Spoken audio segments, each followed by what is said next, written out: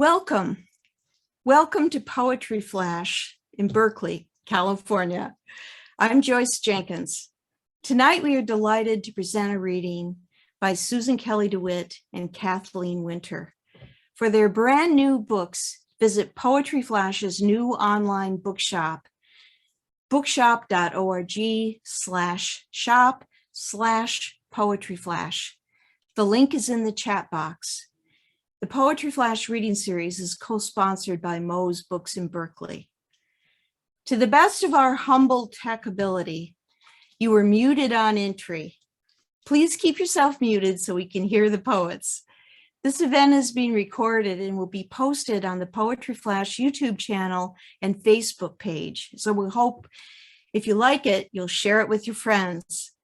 At the end, when the recording ends, we'll keep the Zoom on for a few minutes so those who are joining us live can ask a question or say hello.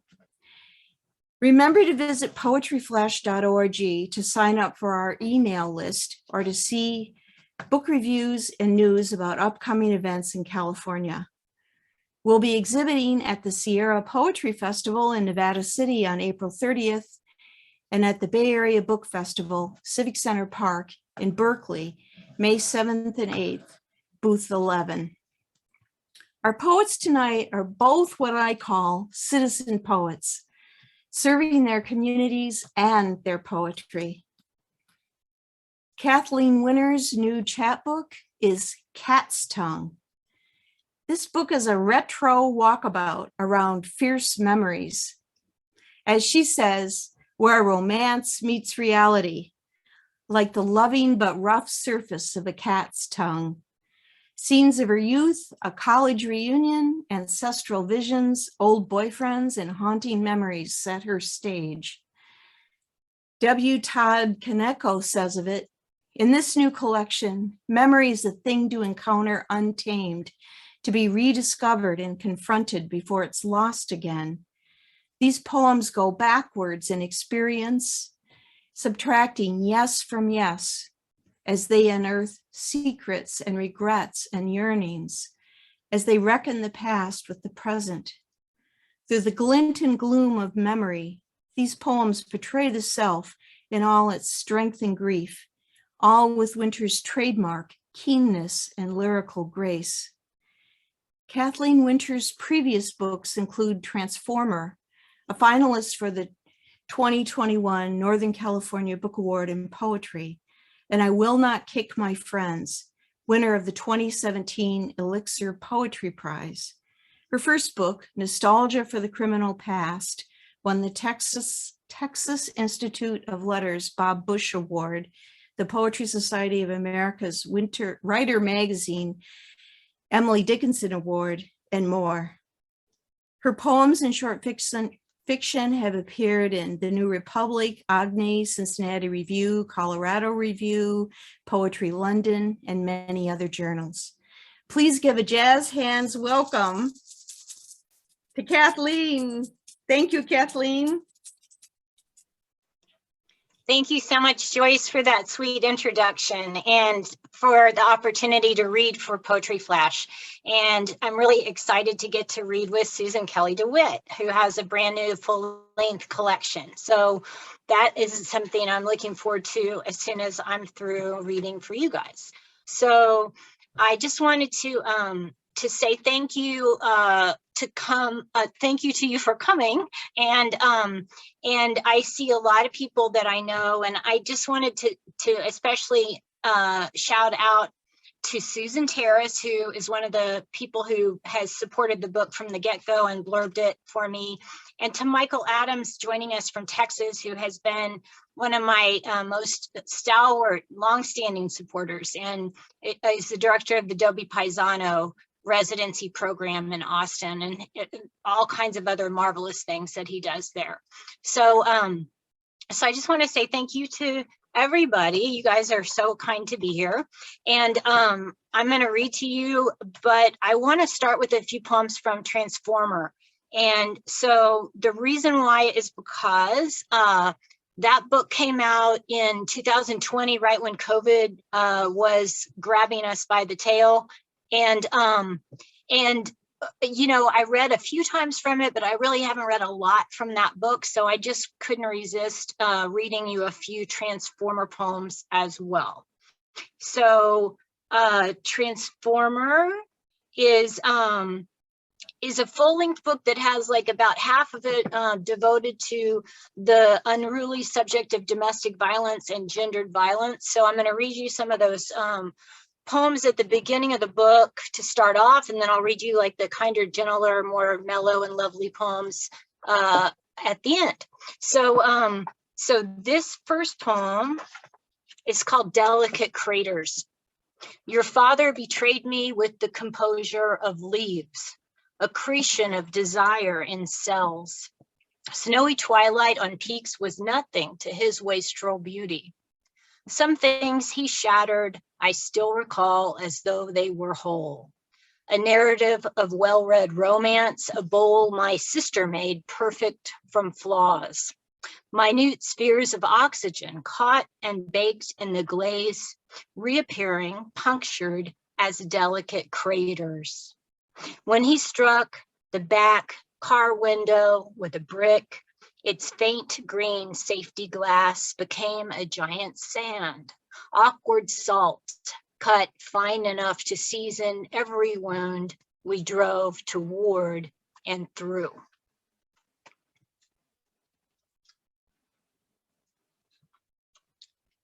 This next poem is a persona poem. A lot of my poems are persona poems. I sort of resist this idea of poetry as being autobiographical or this, overflowing self-oriented confessional experience. I don't really enjoy writing that way. And so a lot of my poems do something else. And this one is based on a photograph from the 1930s. It's called Finally the Girls. Finally, the girls get to do what they're told. Shut up and sing. Exhausting, so many mixed messages.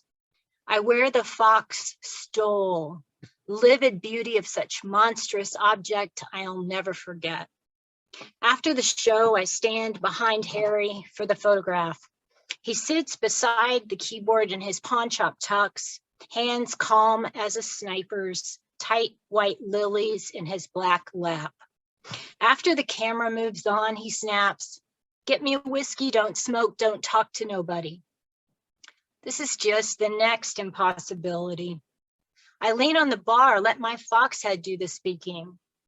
She says, "Honey, give me a double strongest poison in the house. The varmint's got me, soul and body by the neck and twisting it. Fucker can't see, I'm already dead." So this is one more from that series, exploring all the possibilities of strife between men and women. And this is another persona poem. This is set in the Arizona desert, not far from Phoenix, where there's a range of hills or mountains that's called the Superstitions, and it's a prose poem. And I just wanted to say hi to David. Hi, David. I'm glad to see you. It's so cool with Zoom how we can see our friends who live like across the world, or at least across the continent. Super awesome. All right, this one is called I Stabbed Someone Before I Found the Lord. Waking sweat sour and stiff in a landscape of abrupt articulations, I remembered killing her. How sudden and how slow, the blood growing across her bra, her white eyes tilted toward heaven. In all my organs, a terrible philanthropy, and looped in my mind incantations of the profane, processions of language, mangled, eternally circling, wheel inside a cage of phrases, as granite peaks slashed sky beyond the fire ring. Junk black wood, tin cans, litter of eyeglasses crushed in the night stupor. Barefoot, shivering in my underwear, abased in the blur of the superstitions and the vacuum of my years, I dreamed on my feet of sanctuary, incarnation, any species of belief. And so I'm going to switch gears a little bit. This is still the Transformer book, but these are from a different section of the book. It's a much lighter tone. And this is another persona poem though, but it's sort of from an adolescent viewpoint, and it's a spring poem. So I wanted to share this with you all because it feels really spring-like here in Sonoma. And I hope it's feeling spring-like wherever you are. Fevers. It's never that someone spontaneously licks a desk. Pear tree's wild blossom drives me to distraction. Edgar licked my desk. Did you do something to make him lick your desk? I'm attached to my disconnection, fall in love with a fraction. I want all these lambs to escape being mutton, clumps of pale petals on gray angled branches, thousands of lambs, each pear bough a glutton, yellow pistils like whiskers on tiny cats, Persians, pollen lofted to noses with allergic reactions, aversions, infatuations without rhyme or reason. A girl caught the flu at the end of flu season. Don't touch me, don't scoot up your chair, don't even spring for a drink at the fountain. His tongue licked my desk, I can see the spit glisten. Asparagus comes up again at this season, phallic, aphrodisiac, perennially pleasing. Under a tree, enjoy beyond reason with a person or persons whose desk you have chosen. All right, so one more poem for you all from Transformer, and I'm glad that that spring poem is in the book because I just really feel spring-like. I can't help myself. It's just making me giddy. So this is sort of a comment on a Wallace Stevens poem. You all, I know so many of you all are writers and so many of you all are poets, and I can't remember the title of the poem right now, but it's the one about the young housewife and her negligee, right? So that was the poem that I had in mind when I wrote this poem. It's called Single-Handed Aubade. Don't know why till 10 o'clock, but that's what my body wanted. And who am I to deny it? There was a wet groove of moss, vivid, and I bathed lengthwise in it, abetted by a stream. There was an English estate, country house so well ruined, you couldn't tell if you were indoors or out. There was Mrs. Gaskell, as a biographer imperfectly explained, and someone was holding a fundraiser or Mrs. Gaskell. The cakewalk was over long before its charm. Coffee cold at 10 o'clock, and the Puritan ethic failed free and clear. No mitigation. Lassitude and delay claim another morning. I'm stalled in the kitchen, burning the last pot in an ancient race shirt, not even a negligee, not even a drive-by, not even the mid-centuries appropriating gaze. All right, so that's it for tonight for Transformer. And I'm going to switch gears to this chapbook that Texas Review Press was kind enough to publish this month. It just came out like a week ago, I think. And it has a really cat-like cover, which I'll show you. Look at that cat, man. That is like a big old cat. It's really large. When I saw the mock-up of the cover, I didn't quite appreciate how large that cat was going to be. So this chapbook is very Texas oriented, and it has a roughly chronological orientation. And I'm going to read the title poem first because it's my favorite piece in the book, and it's long, and so I'm going to read it while you're all still like alert and frisky so that you can handle it. and then I'll follow it with a lot shorter of poems. But the title poem was published by 5 Points as a flash fiction, and I was delighted because I have always sort of wanted to be able to write fiction, but to me it's really a prose poem. And so so I'm going to read that, and then I'll round everything off with a few short poems. So I see Noel's comment in the chat, which I love. It has taken me 2 years to figure out how to read the chat and also talk at the same time, which is not easy for me, I assure you. But so this poem, Cat's Tongue, is an unusually long for me poem, or an unusually short fiction for anybody else. Finally, she saw him again at a college reunion. 4 gaudy chandeliers in the ballroom shivered out splinters of light. The music was Southern fried rock, decades old and sounding worse than ever. In his unbearable thirst, she'd given him the last, the first, the only water from the spring of her body. A theatrical gesture only they two could remember. He wore a long-sleeved blue cotton shirt, as he and his brother had worn so often years before. Even the graying hair shone gold above his lupin eyes, which found her through his thin, round, expensive glasses, through the chattering crowd in between them.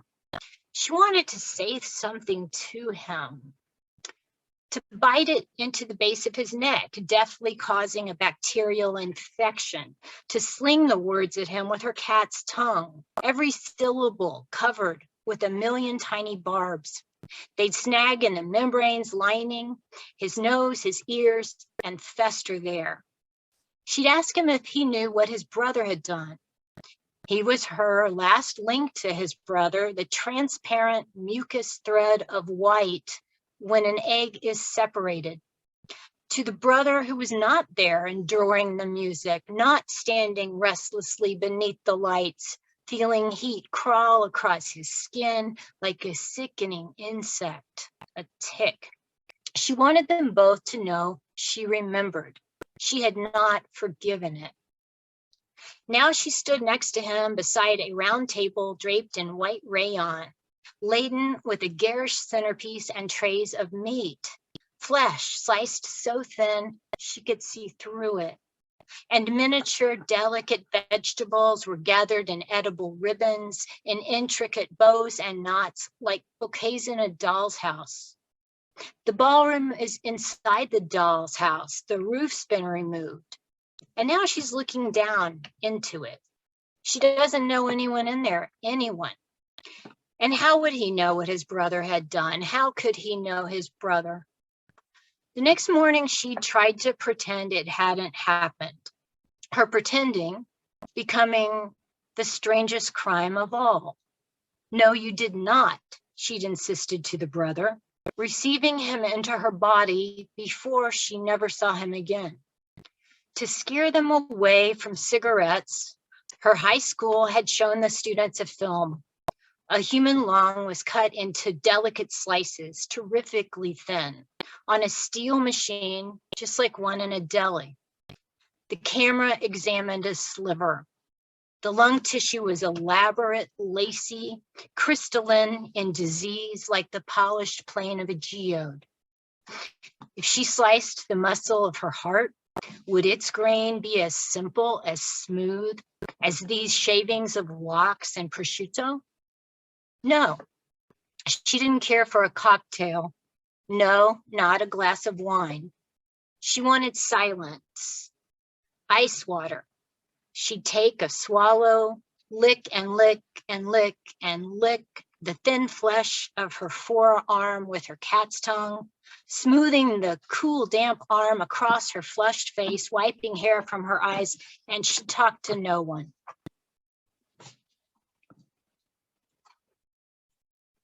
So how are you guys doing?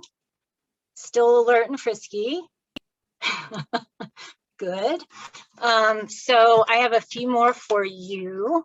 And so now I'm going to go back to the beginning of the book, and I'm going to read a few of these more from the chronological order.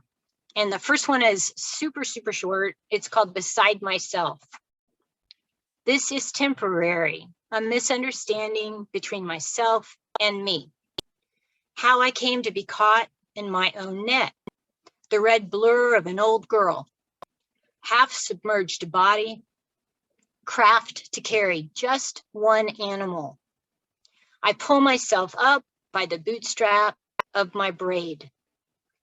Memory, I send the last dog to greet you with his one wild eye.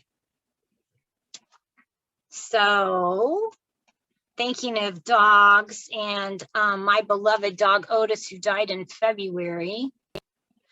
And I told Michael I'm going to get a new puppy in July. So I'm excited about the puppy, but I'm still really sad for my Otis. So I'm going to read an Otis poem. Actually, I'm skipping to the last poem because that's the Otis poem.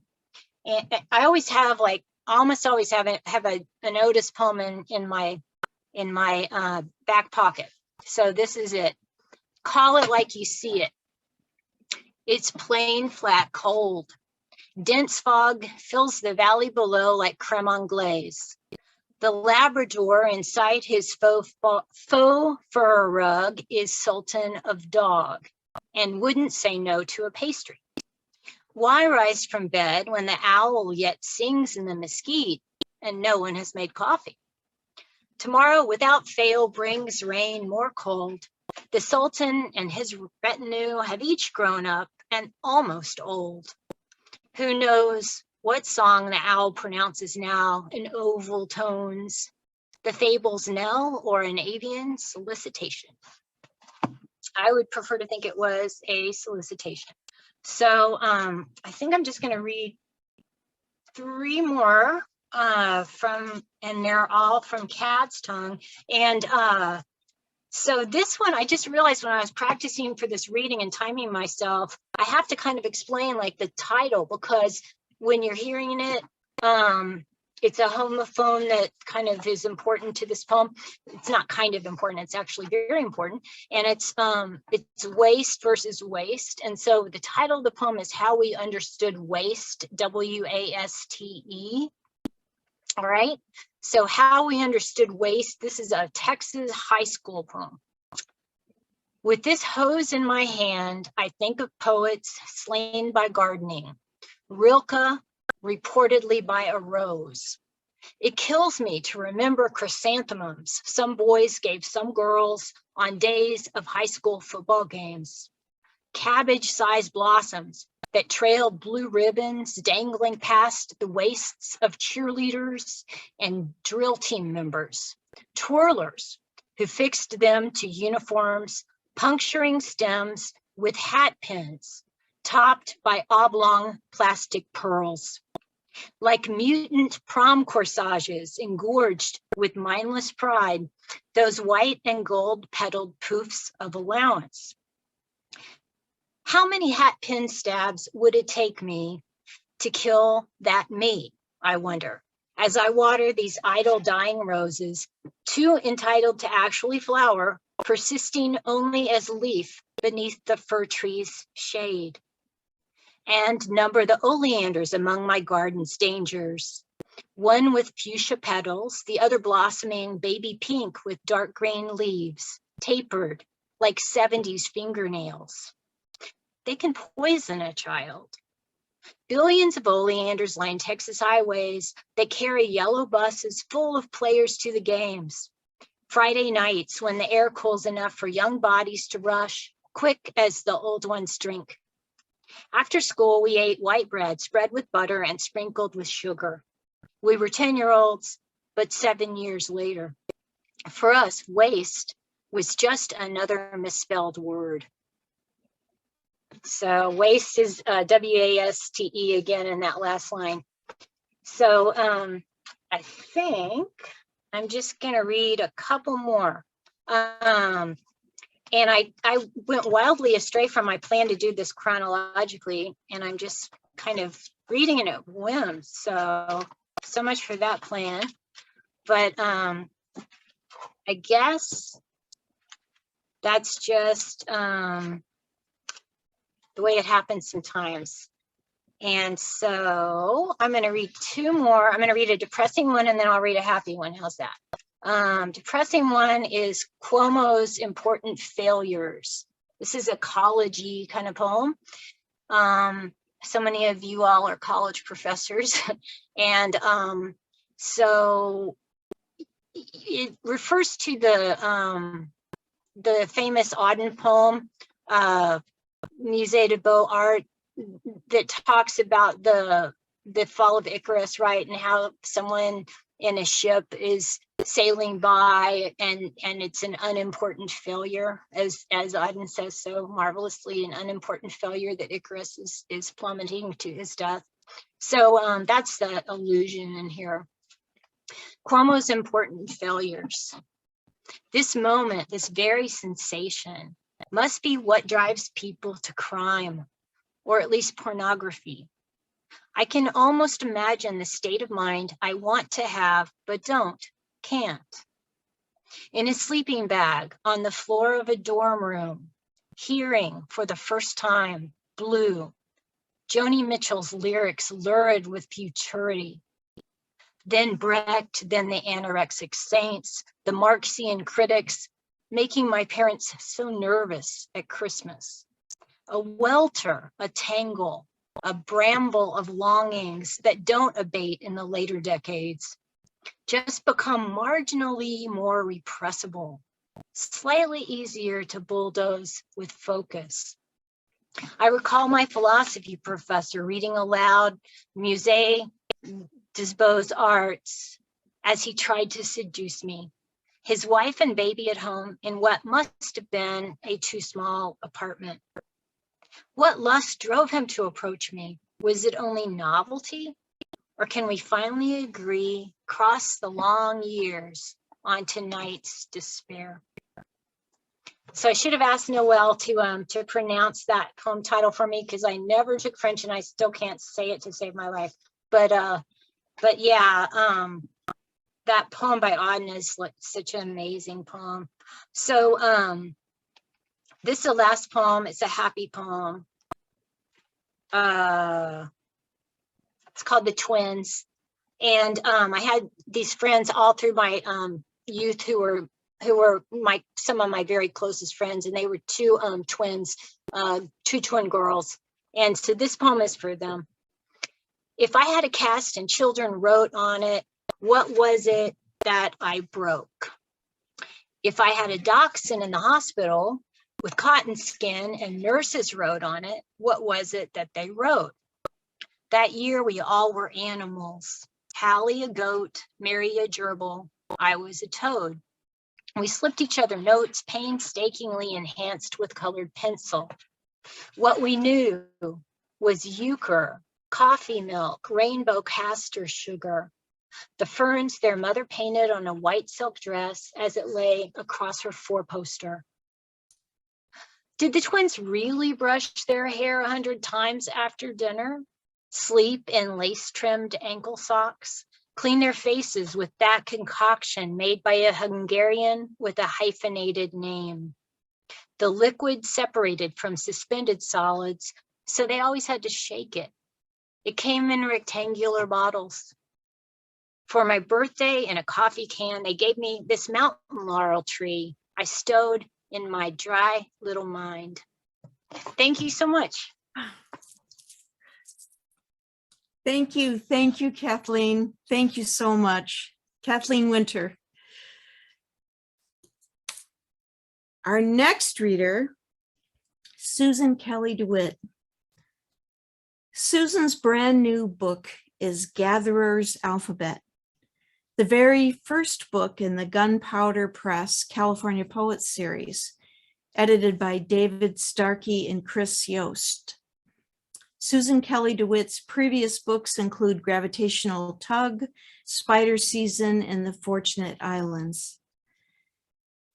A former Wallace Stegner Fellow whose work appears in many anthologies and in print and online journals at home and abroad, she has been a reviewer for Library Journal, editor of the online journal Perihelion, program director for Sacramento Poetry Center, a poet teacher in the schools and in the prisons, and a blogger for Coal Hill Review. She's currently a member of the National Book Critics Circle, Northern California Book Reviewers, and is a Poetry Flash contributing editor, which I'm very happy about. She does a great job. She is also an exhibiting visual artist, and that clearly shows in this book.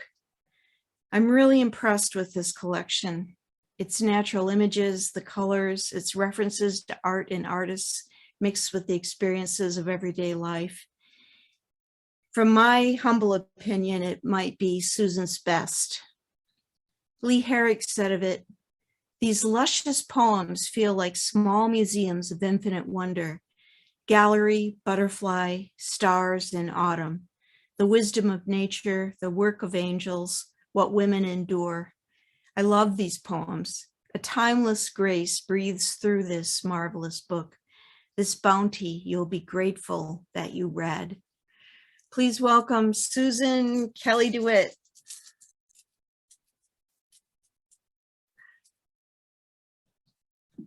Okay, I'm unmuted now. Thank you, Joyce, for that nice introduction, and and also great reading, Kathleen. That I really enjoyed hearing you. So, and the list of what I always like to say when people read that list of my life's works, otherwise known as a portfolio person. I'm going to start with the first. I'm going to start with the first poem in the book and just work my way through the poems. And this is called "Calling the Horses." And is my voice okay? Yeah, okay. Calling the horses. You whistle and they turn their heads. A roan mare pushes up slowly from the dusky pasture grasses. A palomino and a chestnut bay follow in sequence behind her. They move toward us without conviction. The mare's belly slumps with the weight of her unborn foal as we call to them across barbed wire. In our minds, we beg for the victory of their close looks, but they stop, refuse to look longer, turn away the grazing darkness of their eyes, fall back to each other. Wild oats silver the fields. Blue bottles leap up along the roadside in 4 fringed colors. I stoop to gather a few wild panicles. The crushed juice of the broken stems perfumes my thumbs. It feels like beauty, the way the colors hold themselves out to be touched. I'm going to read 3 from the very beginning of the book. My Mother at Evening. Look how the rays of late sunlight break around her, tinting her storm-colored hair. The way tawny specks of sunset silt the sleeves of her sky blue blouse, and pink motes halo her thin silhouette as she stoops to gather early star drifts, nectarine daylilies. Look how that frail curvature, that tissue-fine remnant of bone and hope still struggles to light inside her body as she bends to tug a weed from between pale roots or trowel clumps of dirt from a berm, as if to unbury something secret, a white bulb of silence.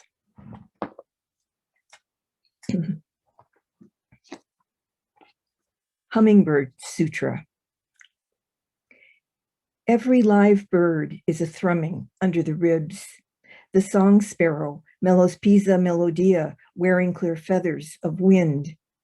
Even tyrant crows, that hunger and glint, lift like beauty in my throat. But when a hummingbird hangs like a small wheel of fire above a bleeding heart's hooded inner life, when it pierces a sunflower's honeycomb eye to suck the rough sweetness, or dips to sting a ragged fringe cup with its bliss. I want to shake myself loose, fledge iridescent feathers of human song.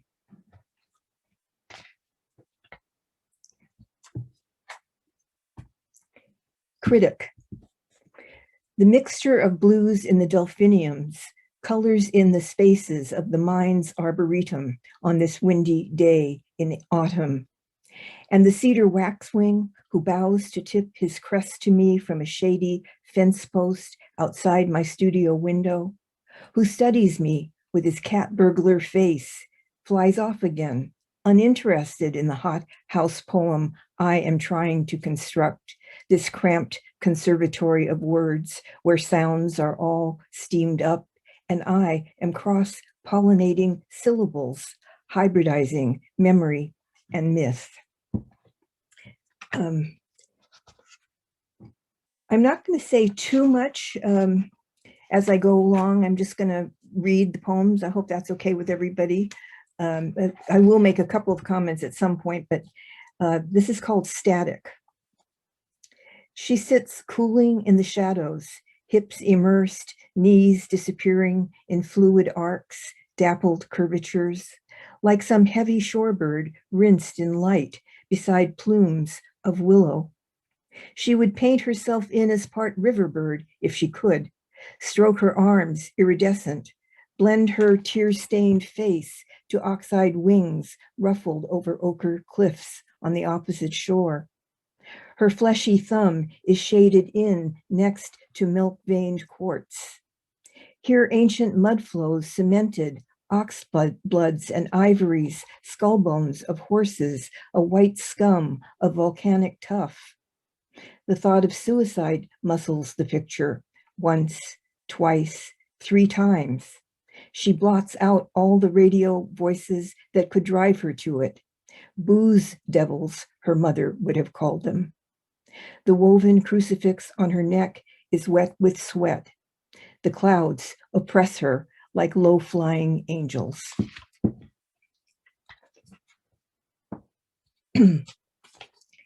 And my aging vocal cords. The next poem I will say a little bit about. In the early 70s, I was involved with the charismatic movement in the Catholic Church for a while. That was something that started in 1967, and it involved prophecy, speaking in tongues, and a lot of other esoteric spiritual kinds of things. And I also wrote this in a way for the mockingbird that is always on our antenna every day practically. Brother Mockingbird, Charismatic Movement, 1972. Mockingbird, you speak in tongues, as I once did when I was young and traveled the circuits of the faithful strange. Was it your complicated song that rose and multiplied from the basement of St. Francis Church on L Street as your cousin, the Holy Spirit, descended upon the crowd? I suppose somewhere in the attics of time, the ghosts are still gathered there, arms uplifted, conducting spirit with electrified tongues. I must exist there also, shadow self, peal of atoms, the tempest in my mouth, a full blast audio, taste buds prickling with sanctified noise. Impossible to understand without some impromptu autodidact of glossolalia to step forth and translate. Mockingbird, good brother, you are a workhorse of a working bird this morning, hauling your hearty chapel of repertoire, your steady, hopeful stream of fluctuating trill. Apostle of gloss, tail feathers pumping, holy lowercase unroller of song.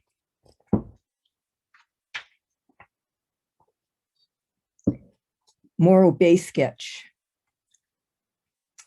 I saw the comb jellies gleaming, beached ink and crystal in the sea wind's cold fire, and the egrets waiting, their sickle necks muscling under the quartz feathers, the beaks harpooning, working the weed rack and foam lip, juggling up a flash, a hopeless flip, an urgent splash of writhing through the sand grit and surf crack.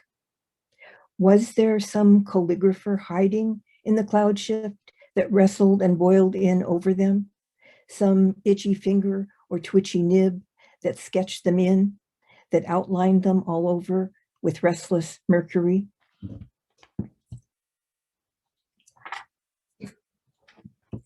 And on that note, I'm going to read a poem that this really happened when we were in Paris in 2006. We were at Saint-Chapelle. This poem is called Angel Behind Bars, Paris, 2006. It was hard to tell if they were raising or lowering it into or out of the Parisian light. Angel that could be measured in years or tons, weather-worn, pitted, gray, like all the old ideas of heaven. If a crane had played God, it had vanished for the day. There was a turquoise strap chained to its throat, as though a piece of sky had been torn into scraps to tether it steady. If faith is a dark cellar, the angel's feet were just a few steps away. And the bars? Okay, they were only the guardrails above the cellar stairs. Still, the eyeless eyes held something prisoner there.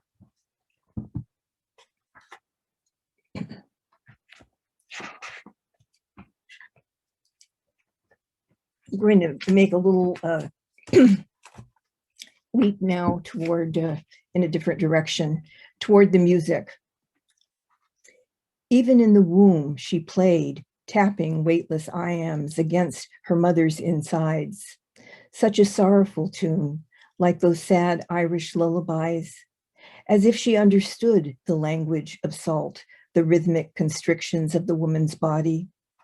And when the man locked the woman outside in her nightgown so that silk chilled her body's thin cloth, the girl rocked under the web of polished stitches, writing the only poem she knew, using the pressure of her tiny knees.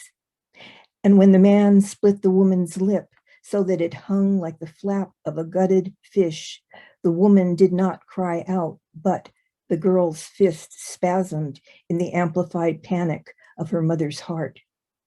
And in the womb, she heard, yes, her grandfather fiddling, his angular arms coaxing the resonant dark. The next poem I'm going to read is quite long, and it's written, I wrote it so that each stanza, three-line stanza, is haiku syllabic, so 575 syllables in each stanza. But they're not haikus, but just the syllable count. This is called To My Mother on Her 76th Birthday, August 12th, 1995. The hard green fingers of the trumpet vine beckon. Evening approaches. The fountain at dusk swallows its own music, sad notes in dying light. A night wind walks by. Whoosh. Dark eyes, an old gray head, enter the forest. 1. There was a secret book in your heart. It was a book of poetry written by you if you'd had a different life. With a grass linen cover and embossed letters like bamboo, it was autographed by you. Out of the mother, out of the hull of the shipwrecked being, I come. Who made the world? I asked you once, years before you could hear, as the dust of stars gathered me from the void's farthest edges. A drift of unborn, far out on the string of your being, I floated, I waved like a pale handkerchief. Hello. When the sea wind pounded waves on Kona's lava ledges, when it churned greenish white along the black sand beaches where you collected sea snails and played your childhood games, I felt how you carried me in your pockets like an unwritten letter. I circled above you like 100 wild white birds, calling, calling, calling white feathers of me. 3, falling around you, softly as a breath of snow. You looked up beyond and through me as if straining for a glimpse, though I was less than a mist. Almost as if you heard me after all, my unborn voices, which were not yet one voice, one sad song woven from yours, voice spun from silence, all the years you sat still at your school desk, not speaking unless spoken to. I was braided like ribbon into the tamed gloss of your onyx hair. Whenever you dipped your fountain pen in peacock blue ink, droplets of my uncreated being oozed from the pen. I was almost a word. 4, out of the mother, out of the hull of the shipwrecked being I come, with ash in my hair, with ash in my mouth, but still singing hymns, praises, oh sky, oh sea, oh clear blue air, singing hymns and praises to silent mothers whose bones burn clean, whose flesh turns into air, whose words were never spoken, whose poems were never known, never sung. Oh, there are thousands of such women, such lovely women with poems locked tight in their hearts, words chained to their lips, struggled words, strangled tales, joys, even joys untold. 5, the hard green fingers of the trumpet vine beckon. Evening approaches. 6, your quiet mother, her composed sadness in its ivory dress, lace of bones, and her own mother, immigrant soul, who went blind from stitching other people's clothes, the one who came round Cape Horn on the High Flyer, a 4-month journey, who gave birth in steerage, fed the baby crumbs, told how even the crew learned to starve, who blessed the ground when she walked on it again, are present in me, the blessing, the rough passage of the words, that needle, silence, needle of history, sharp family blood drops. 7, the fountain at dusk swallows its own music, sad notes, excuse me, in dying light. 8, every created being needs some forgiveness. The grave won't forgive. It's up to us. There were things you didn't do right, the mistakes you made. Just living is hard enough. Who knows how to keep a girl's perfect heart? All I know is I was growing like a woods in the unformed dark of your hope, the bad dreams yet to come, the marriage to my father who loved and tormented us, the deaths of your beloved mother and father. And still I'm growing toward something, though I know not what, beloved. 9, a night wind walks by. Whoosh. Dark eyes, an old gray head, enter the forest. Let me forgive my.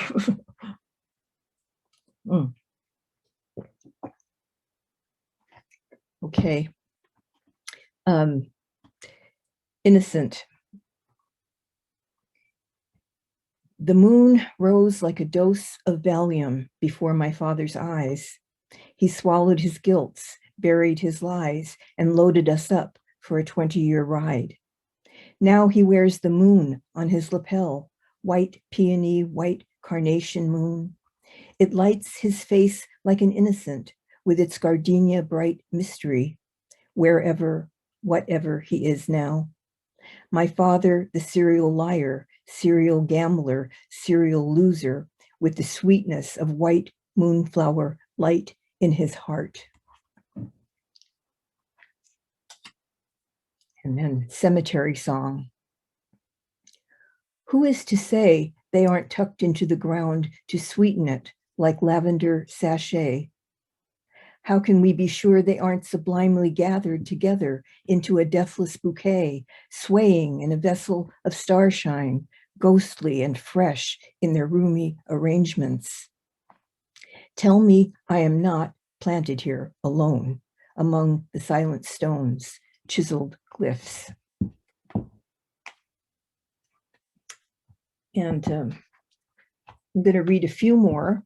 I am keeping track of my time. I've got my clock set. Poem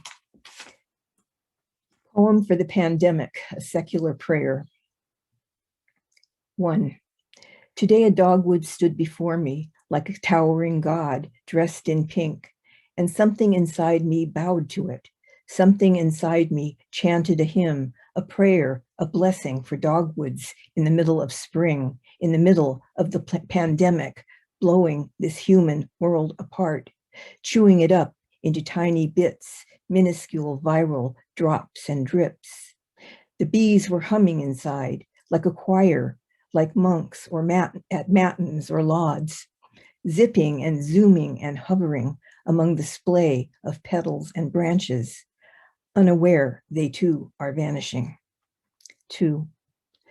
The sky is a ruined cathedral, but the crows still worship there. The finches gather together like poets about to give a benefit reading, about to turn breath into song, about to join hands in secular prayer, hoping their voices might salve the saved, while the sun listens in, wearing its mask of smoke, while 2 counties away, the trees have become candles, votives turning to ash. 3.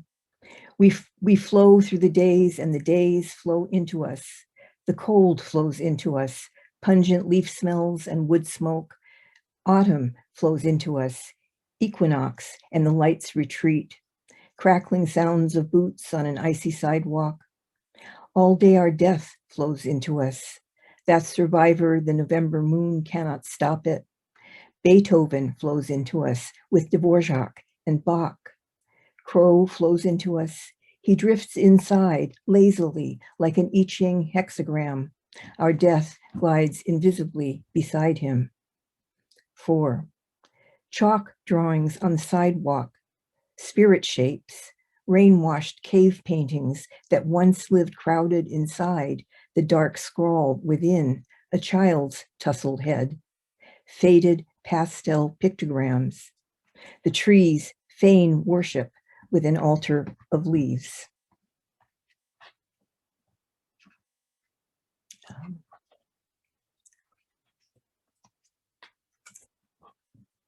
I'm going to read the title poem and maybe just one more after that. Gatherer's Alphabet is an abecedarian, so each of the stanzas starts with a letter of the alphabet. Starts with and uses the letters of the alphabet. Gatherer's Alphabet. Archive day, night, spring, summer, autumn, winter. Be an apothecary of wonder. Arrange an arsenal of antidotes called art. Admire avocets and arachnids. Bottle up buddies, beauty, and even brambles. Bravos to Buddha, to butterflies, and to brash woodlea bouquets. Collect coriander, carpenter bees, carnivals, and carp. Consort with the condemned. Dive into the country of being. Dive in unafraid. Elope with crow on the coldest morning of your life. Fish with the ghosts of salmon. Drag the river for their sisters' bones. Get greedy. Get down on your knees. Greet the grass with a kiss. Haul hope in, big truckloads of it. Build big hills of it in your backyard. Hoard it along with any hugs. Invent a tool for digging up one fat root to anchor you. June is the time to gather jars of jasmine and jewelweed. Keep your kitchen stocked with keepsakes, kestrels, curios, kisses, and kites. Lift the shine from snail trails, trout scales. Add lusty to your lexicon. Listen, lap gold from Limoges. Make a gatherer's list. Make a map, then abandon it. You are only a mist. Notebooks are good for the illusion of containing. N is for nihilist equals nil. Oleanders, orchestras, orchids, and Omar Khayyam under the O's. Pack your parlor with plethora, parakeets, poetry, and plum jam. Quietly become the queen of quantum.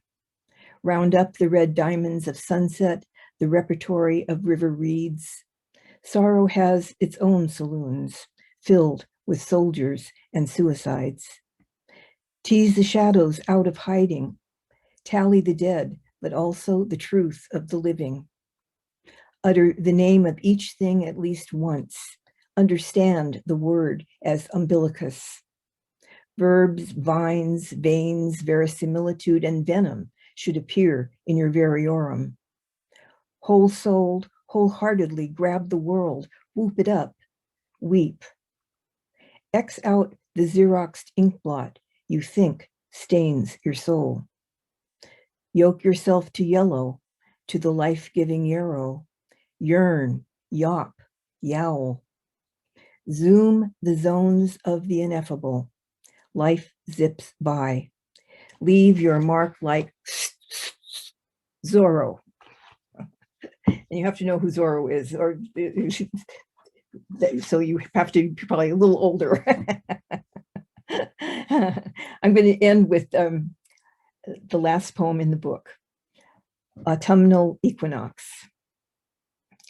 The stars clicked on late. I lounged aimlessly in my room. Outside, the crazed moths were sucking and grazing the crimped lips of trumpet flowers.